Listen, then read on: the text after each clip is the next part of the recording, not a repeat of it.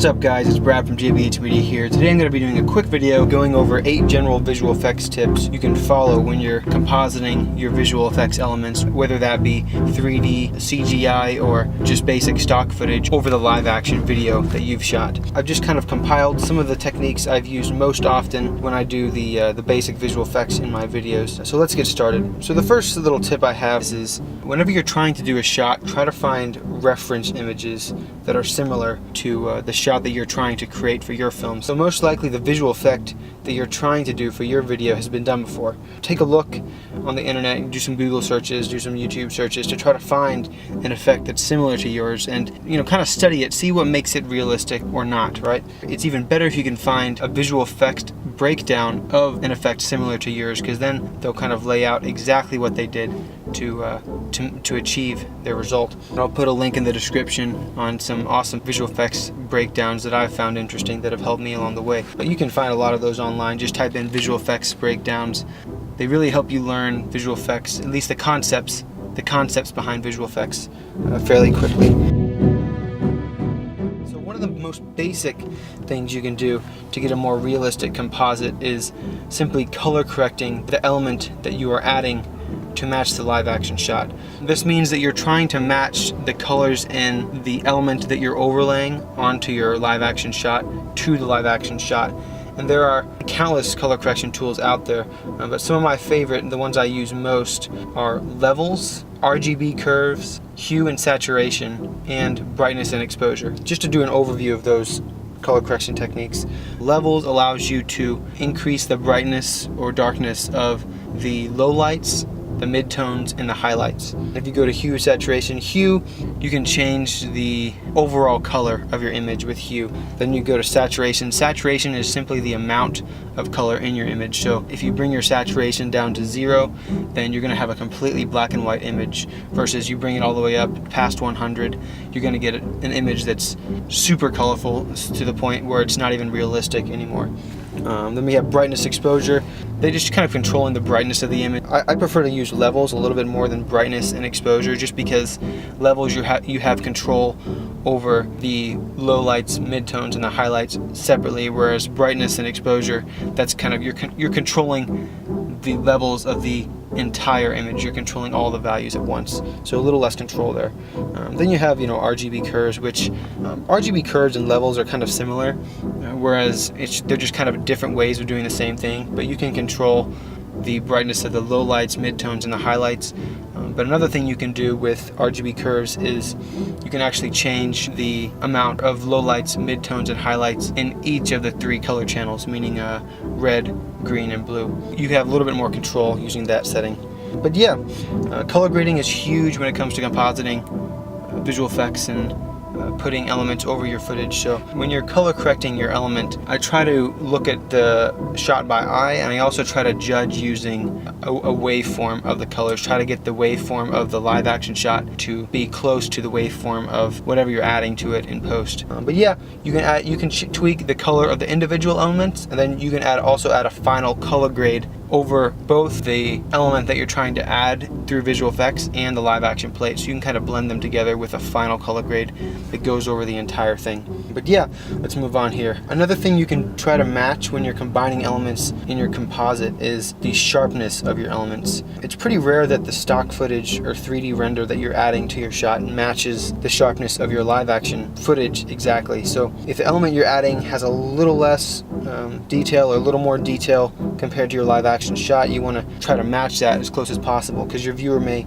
pick up on the blur or the sharpness subconsciously. Another thing you can do, if you're adding an element that is moving in your live action shot, then you're going to want to add motion blur to that. And motion blur can actually help sell even a very basic visual effect, because it hides some of the flaws in the blur that you're adding. So motion blur helps sell a lot of things that wouldn't necessarily look realistic without it.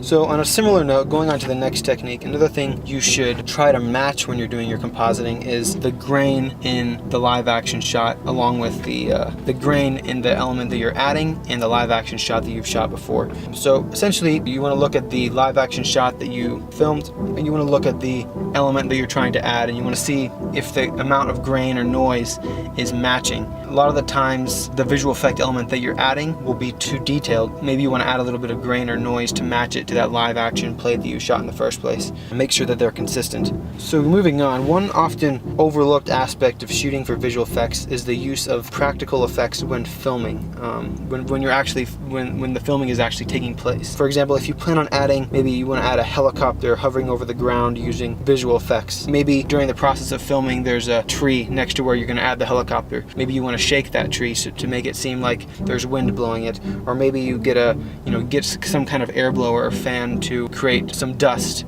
in the environment to make it look a little bit more realistic when you finally get into the process of adding the visual effects in your post-production process. Alternatively, you could create dust in fluid dynamics or add some stock footage of dust later, but I find that sometimes using some practical effects during your actual filming process can help sell the effect a lot better. So let's move on here. Now I know J.J. Abrams gets a bad rep for adding tons of lens flares in his films, Star Trek and so on, but a lot of times there are good reasons to add lens flares. I'm just going to go over two.